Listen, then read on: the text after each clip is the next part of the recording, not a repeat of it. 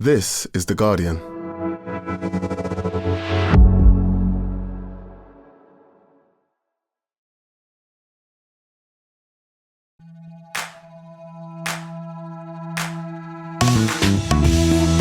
Hello, I'm Faye Carruthers and welcome to The Guardian Women's Football Weekly. Whoa, what a week for the Lionesses, culminating in the Euro 2025 squad being announced. Before that, we had shock after shock following a win, a loss and three big players stepping back from international duty. But Switzerland is on the horizon and a new dawn awaits with 7 tournament debutantes unveiled and a place for the injured Lauren James. We'll discuss the departure of Earps, Kirby and Bright, ask what's going on behind the scenes with England, run through the rest of the Nations League action, plus we'll take your questions. And that's today's Guardian Women's Football Weekly. Wow, if that famous beer brand did panels. Suzy Wrack, hello, how are you? I'm good, fine. Apart from the sun being sick, all good. Oh, sun's not sick here in Barcelona, sorry. Garry, how are you? I'm very well, thank you. Ready for the squad announcement day, like sort of transfer deadline day, but without all the 11 p.m. drama. Like Christmas Day, almost, except much busier and less slovenly later on in the evening, probably. Less delicious food, I think. Yes. Sophie Downey, how are you? I'm all right, thank you. I think my body has finally gone, it's the end of the season. So I'm just recovering from that. It's finally given up on me, but I'm all good. Listen, you have to look after yourself, as I say to you all the time. Do not underestimate the power of stopping. Talking about stopping, wow, what a week it has been. Turbulent for Sarina Wiegman and the Lionesses, with the news that 3 of England's most senior players are no longer available for selection. So it started with Mary Earps just after we recorded last week's pod. The Queen of Stops announced her retirement after being told she'd be number 2 to Hannah Hampton in the summer. Then the night after England's Nations League defeat to Spain, Fran Kirby put out a statement saying she was also hanging up her boots after 77 caps for the Lionesses. And then on Wednesday, we heard Millie Bright was not making herself available. She was saying she's not able to give 100% mentally and physically. We're going to take each player separately because I think they are, individual cases, although obviously 3 players withdrawing from a squad in a week sounds like a lot. And we will look at, what perhaps might be an additional factor behind it, but each case individually I think is most important because they're all separate humans. And we'll start with Millie, shall we, because she posted about withdrawing from selection for Euro 2025. So important, she's not retiring, she's just not making herself available for the tournament in the summer, which we kind of had an inkling with because she wasn't part of this Nations League camp. But this is what she posted. This is one of the hardest decisions I've ever had to make, but after careful thought and discussions with my team, I've decided to withdraw from selection for the England squad ahead of Euro 2025. Football's given me so much and representing my country has always been my greatest honour. My pride and ego tells me to go, but I think the team and the fans deserve more. And right now I'm not able to give 100% mentally or physically. Actually, she's been talking about her mental health in recent weeks on her Daily Brightness podcast with her friend and former teammate Rachel Daly. And it is a really brave decision to make, Suzy. She's played a lot of football over the last few years, and we need to remember that players have lives off the pitch too, with lots of different things going on for them. How important is it that they feel they can prioritise their mental health? Oh, incredibly important. You've got to feel good in yourself when you're playing the game that you are playing and in the spotlight that you've got on you. And I think there's been signs that Millie's been quite introspective for some time in that we've noticed a changing her in interviews and press conferences and mix zones and things where she's been really open and, really honest about sort of the way she's feeling, about the way the team is, about performances. I had a great chat with her down in South London at Cobham FC about her becoming a sort of ambassador for the Football Foundation, where she talked about her nephew's autism and ADHD, like really emotively. And like, I think she's spending a lot of time thinking about sort of what she wants to do with her life and what she wants from it at the moment. And, you know, who knows what's going on in someone's personal life and away from the pitch and things like that. But you have moments, don't you, of reflection, and clearly she's been struggling a bit. And, you know, I think everyone would be completely supportive of anyone prioritising their mental health and taking a decision like that when it's not a guaranteed medal, of course, but like the chance of a second European Championship medal is not implausible. Yeah, it's a really difficult one, Tom, isn't it? And in terms of how it affects the team, she's been a starter for England for the last few years. She was captain out at the World Cup in Australia, and it leaves Sarina Wiegman with a hole to fill in central defence because she was always one of the first players on the team sheet. So who steps up into that role, not just in that position, but also as a leader that we know Millie Bright is? Yeah, it's a huge loss of experience. Somebody very, very reliable in major tournaments and played incredibly well in the last 2, 3, maybe even last 4 major tournaments. I think it's actually a position where England are very well stacked. Thankfully, with the return from injury of Alex Greenwood, I would now expect that Greenwood, who has obviously captained Man City, will now fill that position more than adequately. Extremely good central defender. And I think the centre-back pairing we saw with Williamson and Greenwood was the one they'll go with. But you're still weaker in your squad for not having Millie Bright. Nonetheless, I completely agree with Suzy, and I think Millie's decision may well have an even bigger impact than the performances she's had on the pitch, because the message she sent out to sort of empower other people who might not be feeling 100%, you know, to put their own health and well-being first. And I think that's such a powerful message, and I really respect her for doing it. I also think it needs to be a massive wake-up call for football, that somebody who's just won a domestic treble feels so physically and mentally drained after a long season that she doesn't want to be going to the major tournament. There are clearly lots of multifaceted reasons maybe why that might have happened, but I always look back at the calendar, and I think England and Chelsea both maybe need to reflect on whether they've missed opportunities to rest Millie Bright and other players, not just Millie Bright. Often with Wiegman, I think, understandably, she's always prioritised trying to win and wanting to win matches. But I'm really struck by, I remember a press conference in spring last year when there was lots of debate around the unpopularity of the summer July 2024 window that had emerged when the players had no off-season despite there being no major tournament.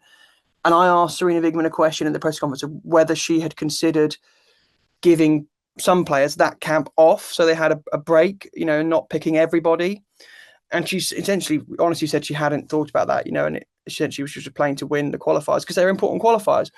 But at some point, I think England might need to reflect on the idea that they might occasionally need to give people a camp rest to help them recover, because people are, as Millie Bright said, they're not robots who can play forever. Yeah, and your article in The Guardian was fascinating, actually. Give it a read if you've not yet. The headline, Bright has made a brave decision, but are England doing enough to support their stars? And it's a really good point that Tom makes. Now, immediately after the game against Spain finished, which, by the way, we are going to review both the Nations League games, both very different, Fran Kirby then announced that she also was going to be retiring with immediate effect. This is what she had to say. It's something I've been thinking about for over a year. I knew this was going to be my last major tournament. The plan was to retire after the Euros, but after speaking to Sarina, I'm not going to make the squad. It was like a dagger to my heart, but also a weight off my shoulders all at the same time. It was emotional for both of us, but we both respected what each person was saying. So 77 caps, 19 goals, a European Championship winner and a World Cup bronze medalist as well. She's had quite the career, Sophie, hasn't she? Yeah, I mean, Fran Kirby is a special player.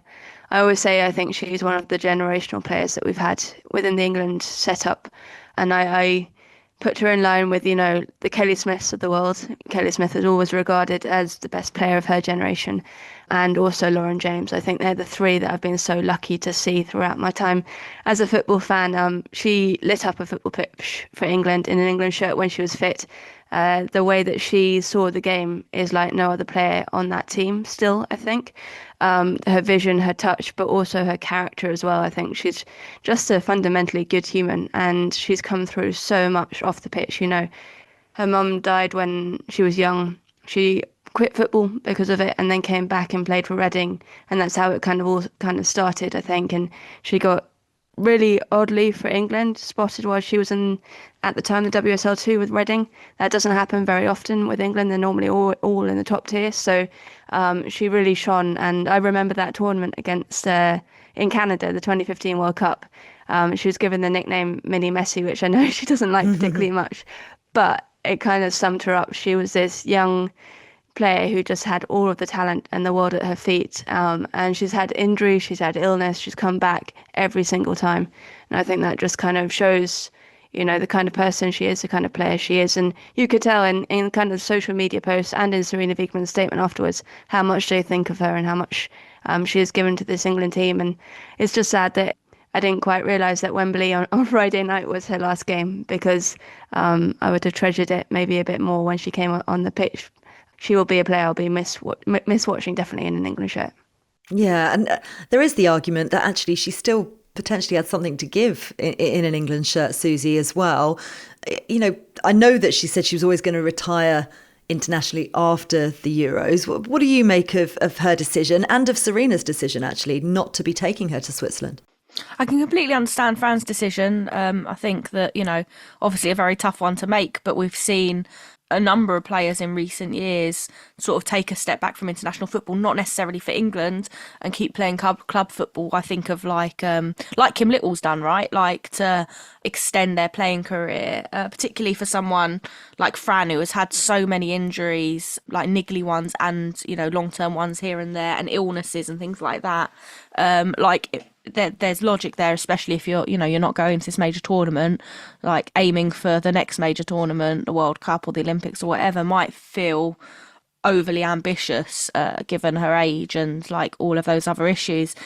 I'm more surprised in Sarina's position. Like, I think, I was sort of on the fence of whether she'd want to take Fran or not, but just that midfield to me, and with Lauren James a sort of maybe for the tournament at the moment, and probably not fully fit when she does get included, I imagine, today, then I just think things are looking a little bit light creatively, and Fran really offers that. So that is what surprised me slightly. I thought she had an outside chance of making the team. I just, with, Kira Walsh, Georgia Stanway, Ella Toone, Jess Park, Grace Clinton as your sort of midfield core, you're then looking, and obviously LJ sort of in the pack of forwards that can drop into the 10.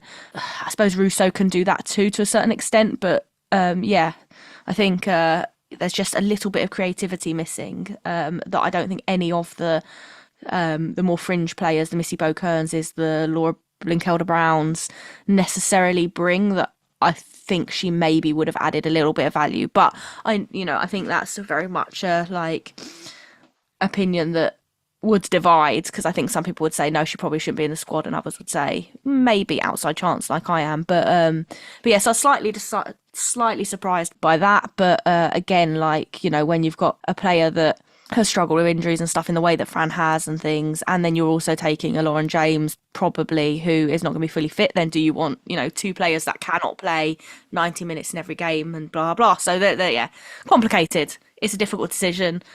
That's the one they've made. Yeah, well, that's what Sarina gets paid for, isn't it? For sure. And it is a shame for Fran Kirby, because it would have been a wonderful swan song for her. And she's had a great season at Brighton this season, for sure.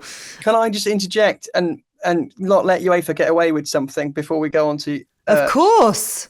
That Fran Kirby is not going to this tournament because they've got inconsistent squad sizes compared to the men's Euros with 26 players and the women's with only 23.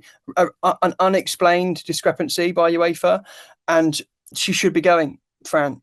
I don't think it's remotely okay that they give different squad sizes for the men's Euros and women's Euros. And so for any England fans who are sad that Fran Kirby's not going to this tournament, one of the people they should really be cross at is UEFA for that very unexplained discrepancy between the two tournaments, and I shall there stop my rant. No, that's a very good point. And I did wonder that earlier when I saw 23 and I thought, how many did they have for the World Cup? I'm pretty sure, I can't actually remember. I'd have to have a look back at the squad list. 23 plus 3 standby that they could use up until the tournament. That's it. Now, this is what I don't quite understand. There shouldn't be, because the whole point of having bigger squads, it was introduced in the first place because of COVID. And the whole point of having bigger squads is because of the load that is on players nowadays, male and female athletes, both male and female athletes. So yes, I agree. Suzy, you got your hand up. I feel like I'm the school teacher today. I feel like it's a budget. I think it's a budget thing. I think it's financial. I think they don't want to pay for the extra players to travel. I mean, I know not all of this is from UEFA, but yeah, I think it is UEFA like tightening the purse strings. They've got a budget set for 23 players, and then if you start adding more to every single squad, that increases the amount of money that has to be spent on accommodation, on travel, and for some of the smaller nations, maybe they don't feel that is fair to put on them. But I think it's an outrageous decision, because for me that's then prioritising finance over player welfare and safety. It's not an informed opinion. It's that is my opinion, that I reckon it's a financial one, because otherwise why wouldn't they do it? Why wouldn't they do it? It's an interesting strategy, if that's what it is. We'll try and delve a little bit more into that and find out what the reasoning was before we speculate. Right, so then we kind of rewind all the way back to last Tuesday, and the afternoon after we'd recorded the pod, Mary Earps announced that she was going to be retiring from international football with immediate effect, which I think just sent us all a bit really. I think this kind of hit us all a little bit.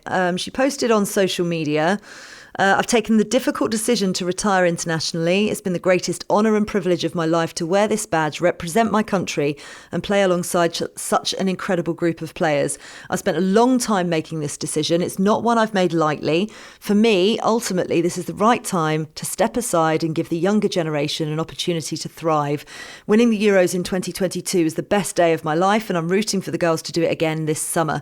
My journey's never been the simplest, and so in true Mary fashion, this isn't a simple goodbye right before a major tournament. Nonetheless, I know this is a right decision. Tom, I mean, first of all, let's sum up her international career, shall we? Because she changed the face of goalkeeping in many ways, played a huge role for England at both the Euros and the World Cup. She's going to be a huge loss. An enormous loss in many different ways. I would say the greatest goalkeeper to wear the shirt that England have had so far. That's probably without dispute now. And I think Suzy and I and Sophie as well, any of us who were kind of there in the media session in Brisbane when she launched her kind of scathing attack on Nike, I think that was unforgettable as a media experience, for seeing a player speak in such a powerful and passionate way about a topic that will leave a legacy now for a long time with girls getting involved in goalkeeping. So she's done so much for the sport. This has been a controversial thing, hasn't it? I've heard two very, very different sort of takes and reactions from people, in and around the camp, or with knowledge of what's been going on in and around the camp. There are some people who are very confused and I think frustrated by the timing, but there's also a huge number of people behind the scenes who've got massive sympathy for Mary Earps. The Guardian's understanding is it's something that she's been thinking about for quite a long time. This was not a last minute decision or a spur of the moment decision. And can I add into that, because I had noticed on LinkedIn she was starting to change, and post a little bit more. So I don't think it was a knee jerk, without a doubt. I think she's been planning, something going forward for sure. I promise this is, I'm saying this truthfully. I'm not just making this up now, but my honest gut feeling after the World Cup was that Earps might retire from England after the Olympics for GB. And obviously they didn't qualify. And listen, only Mary Earps knows what's been going on in her mind, but that was my genuine gut feeling as they were going through that campaign to try and qualify for the Olympics. And it felt like that might have been the natural sort of step. But it's a big call. It's a big call from Sarina Wiegman to go with Hannah Hampton, hugely talented young goalkeeper. And it leaves England with very, very few no caps amongst the second and third choice goalkeepers. So it's a big call. And I get the impression from the players that they do respect this, and I hope that the respect is on Mary Earps making the decision when she wanted to make the decision. I don't think she really owed England anything. She gave incredible performances on the pitch, won the Euros, got to the World Cup final, and part of that group who I feel deserve to have the right to call their time when they want to. But it will sting with the timing, of course, as well. That there's two things can be true at the same time, I think. Yeah, I agree. And you talk about that lack of experience. Chiara Keating and Anna Morehouse, obviously both really strong at club level for Manchester City and Orlando Pride, but they don't have a cap between them. How much of a worry, if anything was to happen to Hannah Hampton?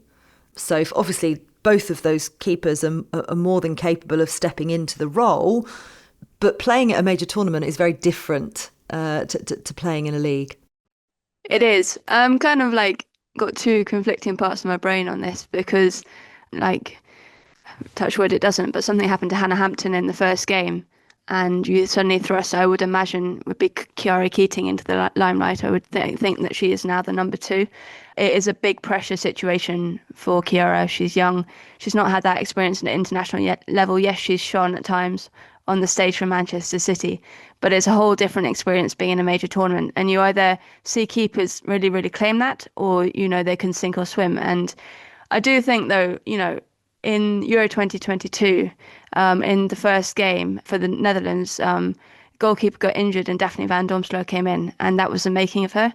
And she really, really, has never looked back ever since. And now she's a Champions League winner and she's the number 1 for the Netherlands. And I remember in the 2015 World Cup as well, Karen Barsley got a piece of rubber from the pitch in her eye in the middle of the quarterfinal against Canada, literally the most important game England had played for a long time. She got a piece of rubber in the eye and couldn't see. And Siobhan Chamberlain came onto the pitch and really, really, took control of that game and kind of so people can step up in these moments, and you never really know who will and who won't. But there is, of course, that underlying worry, I guess, that because they are so untested, you never quite know what's going to happen. But there are also examples where people have really come to the fore and shone in those situations. I love it. You're always positive, and I think you're absolutely spot on, and with an example as well to prove your point. Perfectly put, Soph. Suzy, just to kind of round this all up, it's been a really unusual week. It feels quite unstable at the moment. Unwanted noise that Sarina Wiegman as well probably could have done without 5 weeks out from the start of a major tournament. It potentially could have disrupted her plans as well. We don't really know. What does she need to do to try and steady the ship? And what does the past week say about the current state of the Lionesses behind the scenes? Yeah, that's a good question. I mean, we're recording this little part of the podcast before the squad announcement, breaking the wall or whatever. And there's no wall with our listeners. We're honest with all of you out there. And what she needs to do is announce her squad very, very quickly, because then no more can pull out of it. So I think that needs to happen, and that should, I think, dull the noise of all this drama a little bit. I mean, in terms of what's going on in camp, I don't know. I mean, obviously they're all very different reasons as to why they've gone. Fran not being picked, Mary a little bit less clear, and Millie, her mental health. So they are 3 very, very different reasons, but they don't speak necessarily to a desire to stay and fight and be in that environment, which does set off a few alarm bells. And I know that Sarina didn't have the happiest of camps when she left the Netherlands in terms of sort of the way she moved out older players and things like that. She's known for being open and quite firm and honest in sort of her intentions and things like that, which is something that players really appreciate, I think, when things are going well. But maybe when things aren't going so well, that can grate a little bit. So I'm purely speculating with very, very little knowledge of what it's actually like in camp. But something isn't quite right. But I hope that the squad announcement brings a little bit of stability and clarity for players that helps them able to just sort of knuckle down and focus on things going straight into the tournament. Yeah, it's a really good point. It's one of those things in leadership. Some people prefer the honest approach and being told directly so that they know exactly where they stand. And some people won't agree with the decision and therefore won't like that kind of assessment. And I mean, I'm somebody personally who likes to have an honest conversation and know where I stand, but not everybody is is like that. Right, so listen, I have already told you all that we recorded that part of the pod earlier on this morning because we wanted to wait for the squad announcement to bring it to you live, which is exactly what we're doing. Tom Garry, from his bedroom earlier on, has now made his way to St George's Park, where he sits with his headphones on, because the 23-player squad has now been announced by Sarina Wiegman for Euro 2025.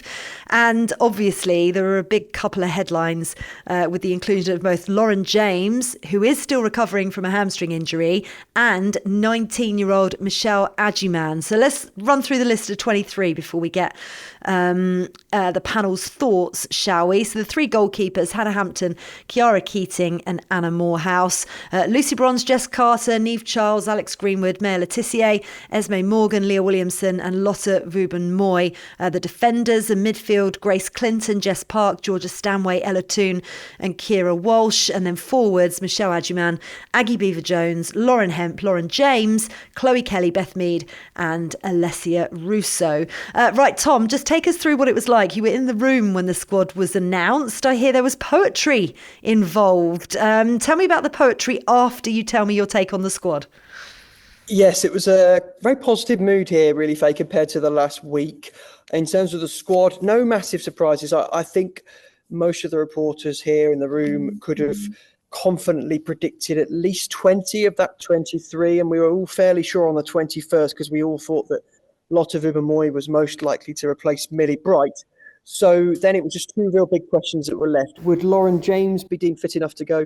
And who would be the 23rd player? And it's turned out that that would be Michelle Agyeman, who obviously is the young wild card in the pack, the joker in the pack maybe for Sarina Wiegman. And I think generally there's a lot of positivity and excitement about the players that have been picked. It's maybe a little bit light in midfield.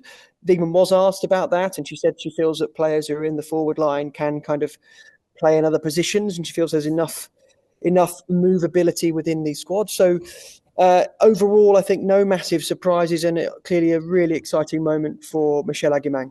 Yeah, it is. We'll talk about her in a second, but you know, really the headline is Lauren James being selected. She's been out since April with that hamstring injury, and you know, Sarina Wiegman isn't going to bring her if she doesn't think she's going to be ready at some point. Sophie. Yeah, I think that's the thing. I think there are some players you take a bit of a risk on, and if she's anywhere close to being fully fit, you kind of name her in that squad. She is that player for England. She is the creative spark. She can change the game. We all know all of her qualities and what she can do. She can also play in multiple positions. You know, she can play in the left wing, she can play on the right wing, and she can play in that 10. And she has that vision and ability to unlock defences like no other England player, I think. But also England can, take out a player before their first match day. They have up until their first match day. So if she really, really isn't fit and it isn't able to make the championships, the tournament, they can swap her out for another player up until that first game day. So they do have time with her as well. But I am not surprised at all that she was named. I think you take a punt on her.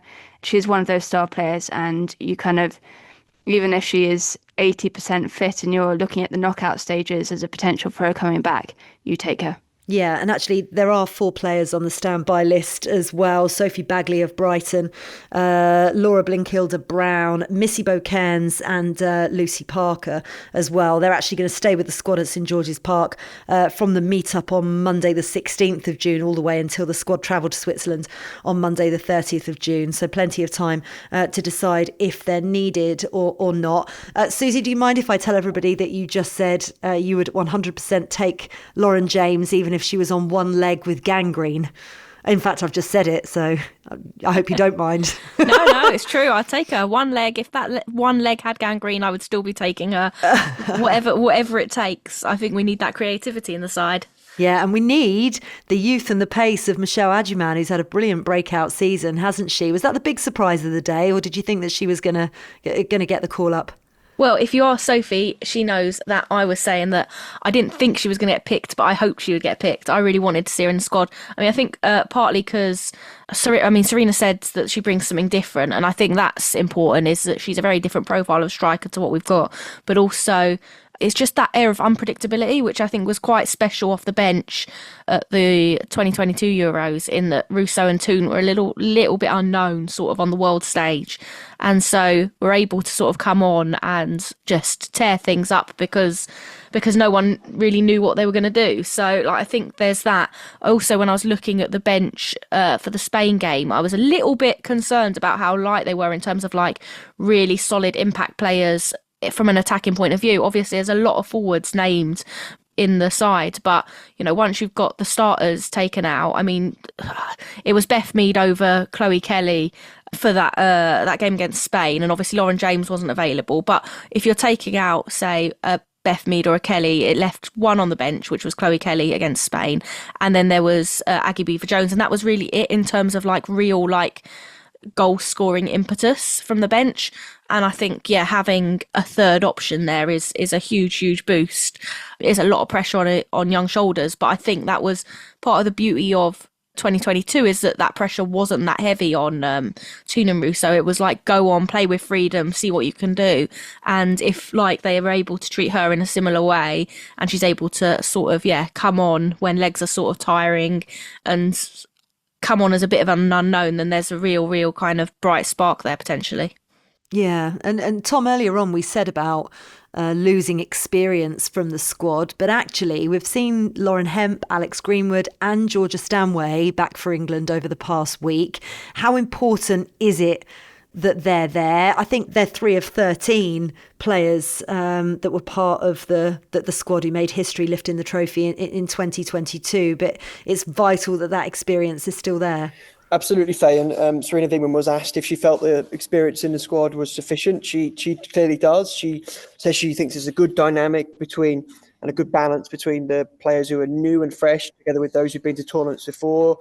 She referenced, I think, 16 members of the squad having been to a major tournament before. She was obviously happy with that.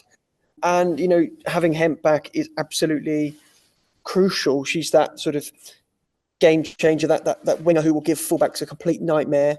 And we saw how well she played in the World Cup semi-final, for example, one of the best performances we've seen from her in an England shirt. And players who have been there and done it like that, again, are going to be so important. I think Greenwood coming back in time is great. And Georgia Stanway will also, we think, be fully fit by the time the tournament comes around. So in general, there's a lot more cause for optimism than there perhaps was in the last 24 hours. Where I would be slightly cautious still on the experience element is in the goalkeepers, in that we know that nobody apart from Hannah Hampton has any caps. So that's still potentially a risk if anything was to happen to Hampton.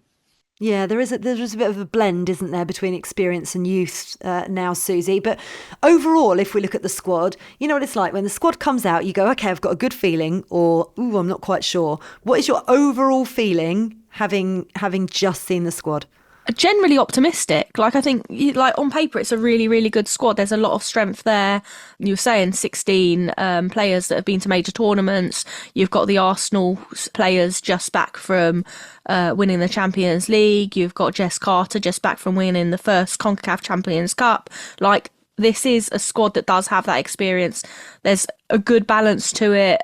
Millie Bright is a huge blow because she'd be like an almost certain starter. Leah Williamson and Alex Greenwood are fairly similar players, but they do also work well together. We've seen so many injuries in centre-back in the past few years that they've sort of all had to play with each other at different points. The only real worry is whether anything happens to Hampton, but like that's a big if, right? Like, how often... I'm tempting fate, aren't I? I'm going to say it. How often do we see... Don't worry, your predictions are terrible. Predict away and we'll be fine. But I'm predicting it not to happen, so that's not good. Oh, hang on a minute. Yeah. Oh, no. How often do we see, starting goalkeeper get injured at a major tournament to the extent that they can't play for the rest of it or ahead of a major tournament? It's pretty rare. So, I mean, it's a big if, but I've just made sure that it will 100% happen. God. And I'm really sorry. I just think Alexandra Popp. I just think Alexandra Popp in the team photo, they're not starting the Euros final. It's all I ever think about. Well, it's outfield, though. Outfield. Goalkeepers. You don't see with goalkeepers. I know what you mean. With that in mind, Soph, just to wrap this up a bit, 5 recognised midfielders That's a bit of a worry. Tom mentioned it earlier on as well. Is that the other kind of bit, as well as Hannah Hampton, that's of concern, do you think? Yeah, I mean, it is light in that area for sure, but I do think you can move players around as well. You can have LJ who comes into midfield to come into the 10, Lauren James, or you can have someone like a Leah Williamson or Maya Letizier drop into the 6 if needs be. Stanway can also play the 6. A lot of these midfielders, maybe bar Kira Walsh, can play in multiple positions. So I think you do have backup across the midfield line. But yes, it is a worry that there's, not that many from the pool to choose from. I've seen some comments on social media about how light England are in that area. And I think it is a fair point. I would say that coming through the pathway, there is some significant talent coming through, and they're just not there quite yet. When you look at, Maisie Simons got her first call up last camp. She's not quite there yet. She's 22, but she has a bright future ahead of her. When you're looking even further down into the 19s, you've got someone like Alexia Potter or a Layla Harbert, both play number 6. Ruby Mace as well, can't forget about her. So I think there is starting to become a pool of talent behind that I think will come into fruition for the next cycle, for the World Cup cycle. They're just not there yet. But for this case, yes, there is maybe a slight lack of depth, but I think there are areas where you can work around it and cover it up. Yeah. Suzy? I just hope we see some of those young midfielders coming through get opportunities at some of the big clubs, because I think that could be part of the problem, is that their pathway may be blocked. I mean, you look at this squad and I think, is it every player plays for the ones that play in the WSL play for one of the top 4? So that is slightly alarming for me. If there's a barrier in the way at club level into those midfielder roles, because there's a lot of international talent who are great and assets to the league, then either Sarina's going to have to start going to some of those other clubs for those players, or something's going to have to shift, and there's going to have to be a little bit of recognition that this is an area that needs more attention from clubs as well. And with that in mind, the one omission that I was surprised about was Nikita Paris, not even on the standby list, and of course not in a team that plays in the top 4. I think she's had a pretty good season, Nikita Paris. It was probably between her and Michelle Adjemang for that final spot, if you're thinking about the forward places. And I think there is a look to the future. I don't think when you're looking at Nikita Paris, she's not going to probably, I don't want to prematurely end her England career at all by any means. But when you're looking at her age and where she's headed in her career now and the 2027 World Cup, Michelle Adjemang is that player who will be making that step up in the next 2 years to be that proper that full-time senior player. So I do kind of understand the decision in that. Don't forget as well, Michelle Adjemang played for Brighton this season.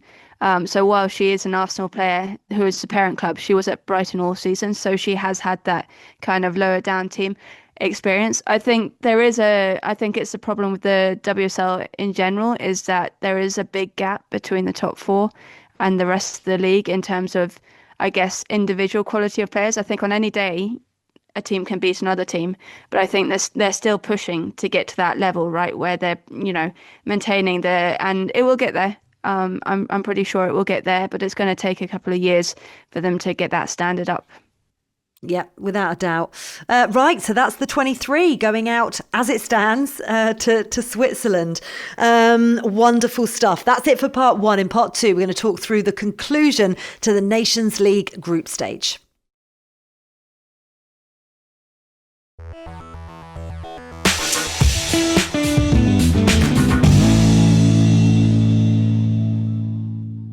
Welcome back to part 2 of the Guardian Women's Football Weekly. So, England closed out their Nations League campaign last week with a win over Portugal and then defeat to Spain that saw them miss out on the semi-finals of the competition again. So Friday night, England returned to Wembley in style, put 6 past Portugal to no reply. Aggie Beever-Jones scored her first England hat-trick. There were also goals for Lucy Bronze, Beth Mead and Chloe Kelly. And I mean, they just blew them away, Suzy, didn't they, really? Karen Barsley lauded it as a vintage England performance. Is this maybe the closest we've seen them to their dominant best? It was a great performance and really enjoyable to watch. Very fluid and clinical. And I think it's easy as well to be a little bit dismissive of Portugal and go, oh, well, it was just Portugal. But Portugal have been an utter thorn in the side of England for some time now. I think the last 2 games were draws. One was a 1-1, one was a 0-0. And the last time they beat Portugal, if you remember correctly, is the really, really sloppy, scrappy 1-0 away game in one of Phil Neville's last games in charge. That was, I think, the ball went in off of Beth Mead's bum into the goal or something. It was like, even the goal was terrible. The whole game was awful. And so, like, it's been that long since we beat Portugal. So it's like so easy to go, oh, well, they're ranked this, one of the lowest ranked teams in the Euros, blah, blah, blah. But actually, like, they've not been an easy side to play. And England have often struggled against teams that are sort of lower ranked than them and don't necessarily offer a lot of space at the back for them to manoeuvre with. So seeing like Aggie Beever-Jones get on the score sheet in such emphatic style, and Beth Mead, Chloe Kelly be like so incisive, obviously Lucy scoring as well, and then just the amount of clinicalness, for want of a less rubbish word, in that first half, in that first half was really a really, really good sign going into a major tournament. Talking about clinicalness, is that how you said it? Can't even know. Yes. But anyway, they've been criticised for that. But 9 shots on target, 6 goals and 4 different goal scorers is not a bad return, I think it's fair to say, Tom. It was good. England were good in front of goal. Yeah, I think Suzy's outlined it well. Does need the context that Portugal were poor side, and if they play like that in the Euros, I dread to think how many goals they'll concede against Spain, for example. It was encouraging for England. I think that what we are seeing is, if God forbid there was any injury or problem with someone like Rousseau or anyone else in the forward line, England have got so much talent in the rest of the forward line that I still think they'll be really dangerous in this tournament with whoever's in the front three. And that Portugal game was probably a really good example of that. But the real test was how they got on in Barcelona, and unfortunately, realistically, Spain were far superior, and so as good as they deserve praise for how well they played against Portugal. The real marker was the game against the world champions, where they were not just beaten, but I think significantly outperformed in terms of technical ability on the ball. And so we come away from the whole week thinking that lots of positives, but realistically, England know that Spain are the favourites for this tournament now. Yeah, we are going to analyse the game properly, because that was the key game, really. I think the Portugal game, shows the strength in depth that we've got, particularly Aggie Beever-Jones has had a brilliant season for Chelsea, but a 30-minute hat-trick in her first start for England, made sure that she was going to be selected to head to Switzerland this summer. What more does she add to this England team, and how important could she potentially be? I think she is probably the best instinctive goal scorer we've got. I mean, we need another goalkeeper, arguably. No. I think her thing is she's still incredibly young, but I think her ability when she's in the box to find the back of the net is ridiculous for her age. And we've seen it with Chelsea this season. She finished her top scorer, I think, in the league with like 9 goals. So she has, without starting every single game, I think she's really come on in this second half of the year as well. She had her England debut. She scored her first England goal. She started becoming a starter for Chelsea as well in the latter stages of the season. Scored that goal for Liverpool against Liverpool that sent them to the FA Cup final, and then in the league as well. So I think she's really come to the fore. She will still be behind Alessia Russo. You can't really argue with that. Alessia Russo has kind of done her time being their kind of understudy to Ellen White. And I think Alessia Russo's season as well with Arsenal has shown how much she's developed as a goal scorer. But it's really useful for England to have that kind of backup. And I think about Euro 2022, and you had Ellen White going to the tournament, and you had Alessia Russo behind her. And you had faith, as Tom said, in kind of any one of those two going into a game and making a difference and scoring a goal. So it's really, really valuable. I think that at this time she's really taken the step up, because maybe even 6 months ago it didn't look like she was really in with a shot with getting a starting place with England or being properly included in the squad. So it's definitely changed massively over the last 6 months, and it couldn't have come at a better time, I guess, for the Lionesses. Tom, you've been desperate to talk about the Spain game already. That is the one that counts ultimately. You know, they travelled to Barcelona. They knew they needed victory in order to top the Nations League group, but also strike a bit of fear into some of the opponents ahead of the Euros in Switzerland. But ultimately they didn't, and it finished Spain 2, England 1. Spain coming from behind to win. Alessio Russo fired the Lionesses into a first half lead, scoring on a 50th cap, but Spain mounted a comeback in the second half. Substitute Claudio Pina scored a brace, and it was an entirely different challenge for England against the world champions. They did beat them 1-0 in the reverse leg, but this was always going to be a tough fixture, Tom. Does this create panic now, or does it highlight where they need to improve?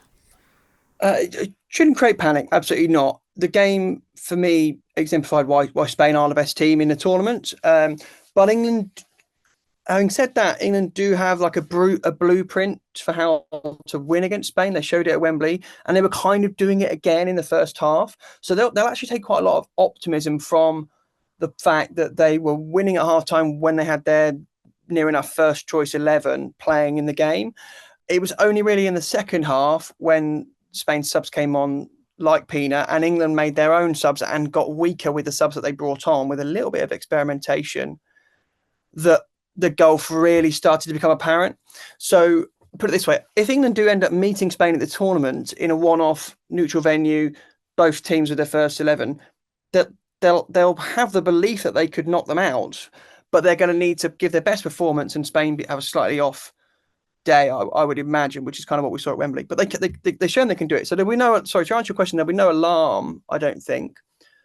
But, we have witnessed clear evidence that Spain are going to be the strongest team at this tournament. They're in a relatively kind group. They're in the early half of the draw. So, if they do get to the latter stages, they'll have had more days recovery than teams like England and France in Group D.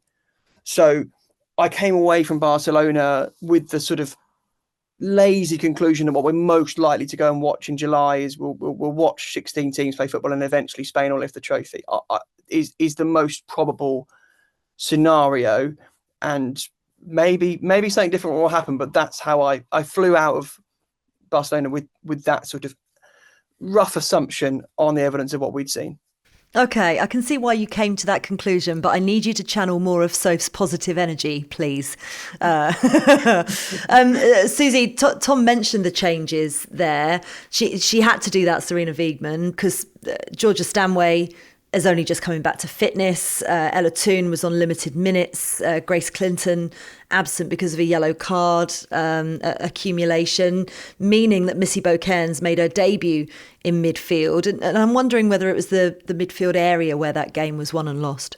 Yeah, I mean, it's tough, isn't it? I'm maybe slightly more positive than Tom in that, I think there was a lot that is different about this game than it would be maybe in a major in the tournament itself, should they meet, in that, I don't think you necessarily start Jess Park in the 10. I think you're more likely to see a Lauren James or an Ella Toone, and maybe start Chloe Kelly ahead of Beth Mead on current form, and then you have Beth Mead on the bench coming on and making a bit more of an impact. I think the bench is a little bit of an issue. When you look at the bench in that game, it is a little bit light in terms of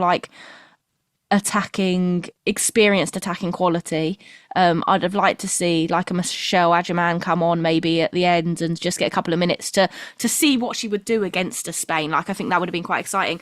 But England are never going to have a lot of the ball, so that midfield battle is both critical and not critical, in that I think the job there is more of a defensive one than necessarily a sort of expecting to dominate possession one, and it's who is going to do the best job at that. And I think there's a blueprint there, both in how they played in the reverse fixture, but also in how Arsenal played against Barcelona as well, where obviously there's a lot of similar players in that Spain team, and looking at those and taking the lessons from those, there's a lot to learn. Missy Bocairns coming on was a bit of a surprise, but I think when you're trying to decide who is going to be the last midfielder in your squad, the sort of slightly wild card one, then maybe seeing her in an environment like that was particularly important for Sarina at that time, to bring her on instead of someone like, who else was on the bench in that? I can't even think who was on the bench. There wasn't a huge amount of choice in midfield. This is the problem. Midfield is light. This is why I would have taken Fran Kirby to the Euros. I think that is going to be a problem. Midfield is light of rotatable experience. My English is really, really great today. I'd like to see... It's been a long week, Suze, don't you worry. I'd just... that's the only thing I'd have a little bit of concern over. But overall, I'm not overly... Spain are very, very good. I think England can be better than they maybe showed in that game, and there was a little bit of experimentation. Obviously, we're still Stanway, Greenwood and Hemp are all still, relatively new back onto the turf. So I'm like, as long as they get plenty of training minutes in between now and the tournament kicking off, and they've got the game against Jamaica, I'm not hugely concerned that this will be an accurate reflection of what it would look like if they meet in the knockout stage. Yeah, I know what you mean. I know exactly what you mean. Right, so elsewhere in the Nations League, the rest of the home nations were in action, and Wales suffered a decisive 4-1 defeat at home to Italy, one that Rhian Wilkinson described as a punch in the face. Their relegation to League B had already been confirmed after that 1-0 loss away to Denmark. So come on then, Sophie, spin your positive sprinkles on this one. It was that kind of game of two halves, wasn't it? Let's focus on what positives they can take, particularly from that first 45 minutes. I do think I was actually more positive than everyone else, it seems. Maybe it's my complete disdain for the Nations League, and that's coming into it, because you know I famously hate that competition. But I think at the same time, the first half was a really good blueprint, I think, as kind of was mentioned before, for what England can do. And there were really clear reasons why the second half dropped off. Lucy Bronze came off at 60 minutes. That's not going to happen in the Euros, right? There was a real managing of minutes, I think, that was going on, that we haven't probably seen in other games. Wiegman is not traditionally one to make changes that early, and she did because she knows the tournament is kind of more important, and the fitness of her players is more important for that point. So I think there's a lot England can take from it. I think there are weaknesses in the Spanish team. I know that's crazy to say when you look at them, the way that they control the ball, but when you get at them directly, and I think this is where England fell down in the second half, they didn't get enough direct balls to Alessia Russo to allow her to run at their back line, because that back line do not like players running at them, and that is kind of the way you can really get at them and hit them where it hurts and hit them on the counter attack. I think probably the problem is everyone expects you to go into the game possessing the ball, and you're not going to do that against Spain. No matter how much you like playing possession football, you're just not going to do it against them. They are the best at controlling the football, so you have to work with what you've got. You have to force them wide. You have to pack those central areas. And I think in the second half, when England lost Stanway, that central area pack kind of lost, because Missy Kearns is a brilliant young player, but she's not quite at the level, I think, of a Georgia Stanway. And she's not the same kind of player either of Georgia Stanway, the kind of tenacious, kind of getting stuck in kind of defensive side of the game. So I think that's where it was clearly gone. And I do expect, as Suzy said, a different game if they were to meet in the summer. So I'm feeling not too bad about it. Good. I like that.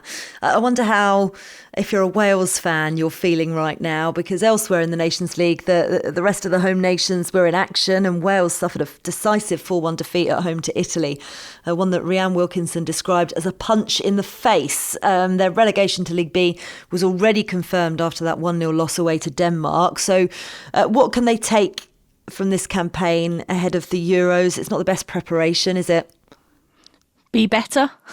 It was really, really not great, particularly defensively against Italy. It was just all over the place, and that is going to be concerning, because that is, when you're sort of a minnow, particularly in a group of death like you are, you sort of need to be able to stem the flow against the likes of England,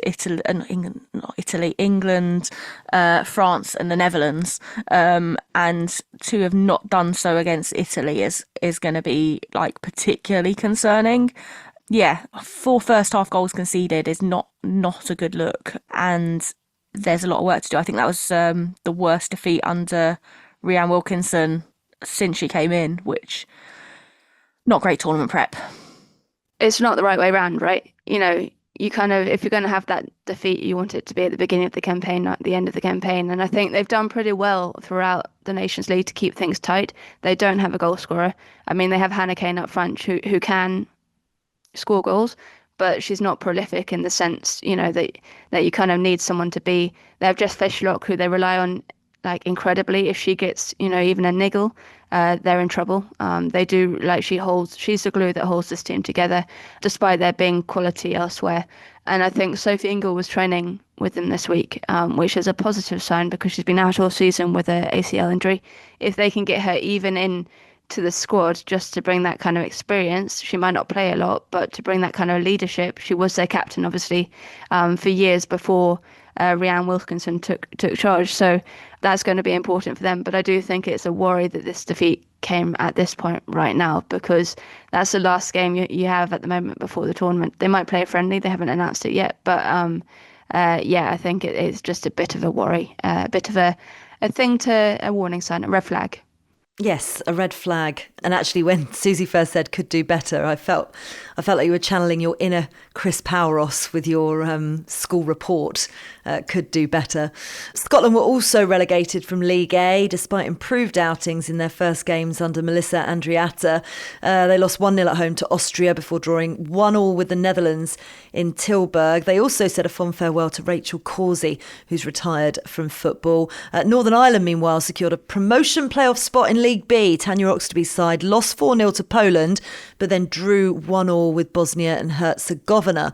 Little bit of other business to wrap up for you. Sheffield United have been given a reprieve. They're going to play in the Barclays WSL2 next season after all, despite relegation last season, because Blackburn Rovers have withdrawn because of financial reasons. So WSL Football made a request to the FA for the Blades reinstatement to Tier 2 that we can confirm has been approved. Blackburn, on the other hand, will now play in the FA Women's National League Division 1 North, which is Tier 4, and devastating for them, Soph. It is, for the players and the staff in particular. I mean, that's what I meant, not the club. I'm talking about the people involved in it. Yeah, for the players, I just feel so badly for the players. You know, they've literally had it kind of torn from under them overnight, and I imagine there's going to be quite an exodus this summer as those players who, you know, are of Tier 2 standard, who can play in the WSL2, are looking for homes elsewhere. And there's plenty of quality in that squad. They just haven't been given the resources or the investment that they need to get it done. And I think there's a longer discussion, much longer discussion to talk about what Blackburn's owners have done to the women's team, a team that has had so much kind of history and heritage in the women's game. It's really, really sad. You know, the likes of Ella Toone came through Rovers. There's a lot of, you know, young England youth that have been produced by that club and nurtured by that club. And it's so sad that there are owners out there who still don't see the value of the women's game or running women's teams. I just feel for them massively. But hopefully they'll find homes elsewhere where they can continue their careers. Yeah, and it's the fans I feel for as well. You know, that the players will find new homes, but the fans, that's their team. I'll just add one thing. One of the most bonkers things about their statement is that they said that because of they moved to Ewood Park and they didn't see, one of the reasons for cutting the women's team is because they didn't see a drastic improvement in attendances. And I'm sorry, if you don't have a marketing manager or a proper press officer doing that, like, it doesn't build itself. You know, you can't just move to a big stadium and they just come. You need to put in the work, as Arsenal have shown behind the scenes of what they've done with the Emirates. You need to put in the work to get people came. And it really just, like, the wording of the press statement made it sound like they really expected that they moved it to Ewood Park and suddenly they have a horde of followers. Blackburn men can't even fill that stadium, and they play in the second division of the men's league in the championship. So they just really, I mean, that kind of took the biscuit for me. It just showed everything about the club. Field of Dreams has a lot to answer for, right? Like, if you build it, they will come. No, put in some work. It's not going to work that way. Yeah, unbelievable. Unfortunately, still believable. Right, what a week it has been. utter craziness. How the three of you have got through it, I do not know, but culminated in what I can only describe as one of the most enjoyable pods of the season. So thank you for that. Tom, Garry, get yourself home safe. It has been a very long day for you. Thank you very much, and an absolute pleasure working with you all season. Yes, well, don't you worry. You're coming back. Going to have a busy old summer. I'm going to tell everybody when we'll be back very shortly. Soph, lovely to see you as always. Happy official end of the season, if you like. Finally, we got there. We made it. Thanks for having me. Always, always. Suzy Wrack, love you. See you later. See you later.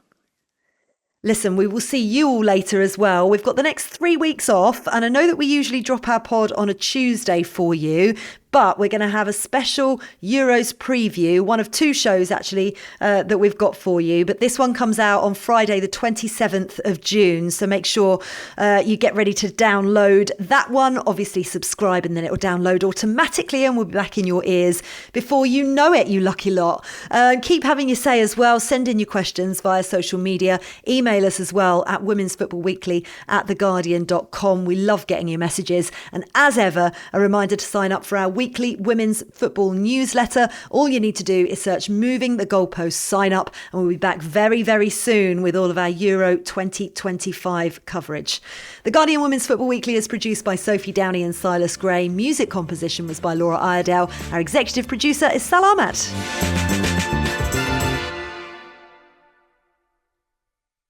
This is The Guardian.